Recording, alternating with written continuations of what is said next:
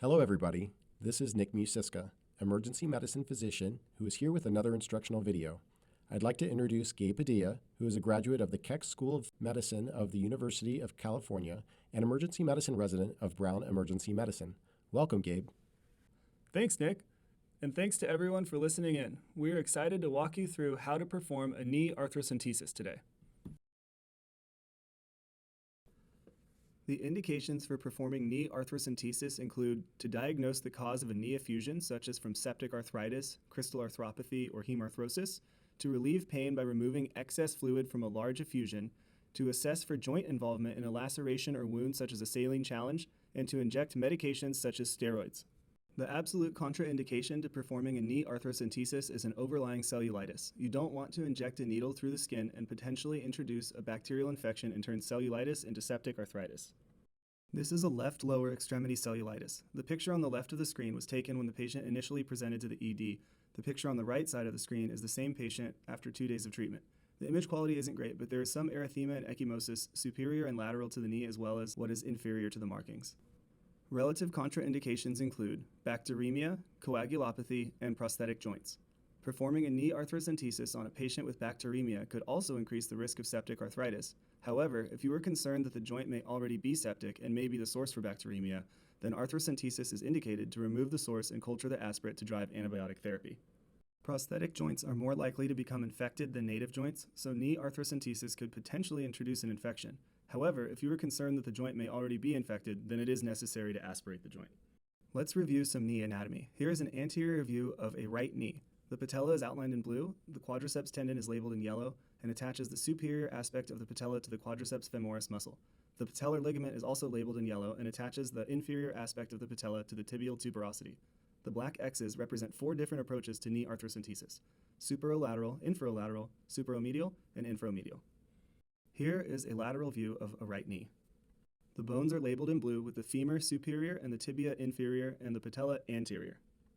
The infrapatellar fat pad is labeled in pink. The joint space or articular cavity of the knee is drawn in black. The suprapatellar bursa is superior and communicates with the joint space. The 2 X's represent the superolateral and inferolateral approach. Prep and materials required.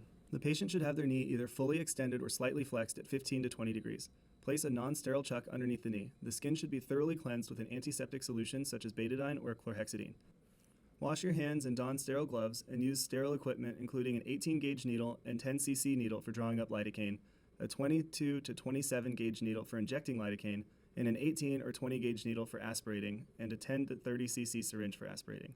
Some clinicians prefer to use a larger syringe, but care must be taken with this because as the diameter of the syringe increases, the negative pressure of the vacuum increases as well. You want to be able to aspirate in a controlled manner. Anesthetize the patient with 1% lidocaine and a thin needle, such as a 22, 25, or 27 gauge needle. First create a skin wheel, and then introduce the needle further towards the joint space. Make sure to draw back as you're advancing in order to avoid injecting local anesthetic into a blood vessel. Apply more anesthetic, and then remove the needle. In this video, the patient did not have a large effusion, so there was not a large amount of synovial aspirate. You can apply gentle pressure to the tissue surrounding the patella to milk the synovial fluid towards your needle. In larger effusions, more than 50 cc's can be aspirated. This will likely provide the patient with some relief. After your aspiration is complete, remove the needle and hold direct pressure with some gauze over the puncture site, and then apply a bandage. Send your aspirate to the laboratory for further analysis. Complications are rare, but they can occur. These include infection, bleeding, damage to surrounding structures. Avoid infection by cleaning thoroughly and practicing good sterile technique. Avoid bleeding and damage to surrounding structures by keeping your needle parallel to the floor as you advance, and by retracting your needle almost to the skin before redirecting if you are having trouble accessing the joint space. Here is a table that you can reference for synovial fluid analysis. The most important part of this table is the leukocyte count, which can aid in making the correct diagnosis.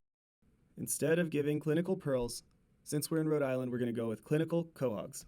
While the traditional teaching is to use white blood cell counts to differentiate between septic arthritis and other diagnoses, one study found that the neutrophil to lymphocyte ratio was actually significantly more accurate in the diagnosis of septic arthritis than the white blood cell count.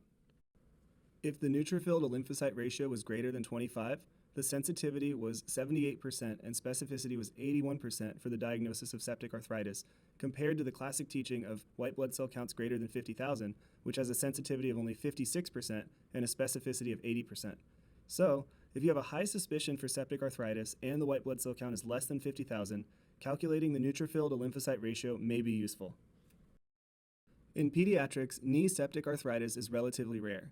In Lyme endemic areas such as New England, pediatric patients with knee pain and swelling are much more likely to have Lyme disease or other inflammatory arthropathies rather than a septic joint. There is a new septic knee arthritis clinical prediction rule that has recently been externally validated in Lyme endemic areas. This rule only relies on 2 lab findings, an absolute neutrophil count greater than 10,000 and an ESR greater than 40. Out of 580 children with knee monoarthritis, 13 or 2.4% of them had septic arthritis, 234 or 43.1% had Lyme arthritis, and 296 or 54.5% had inflammatory arthritis. All the children with septic arthritis were deemed high risk because they had either an absolute neutrophil count greater than 10,000 or an ESR greater than 40 or both. The sensitivity of this rule was 100% and the specificity was 68.1%. If you're practicing in a Lyme endemic area such as Rhode Island, you can consider using this rule to aid in your decision making, and you may not need to perform arthrocentesis on a child. Thanks, Gabe, for that walkthrough. Thank you for joining us today, and good luck on your next arthrocentesis.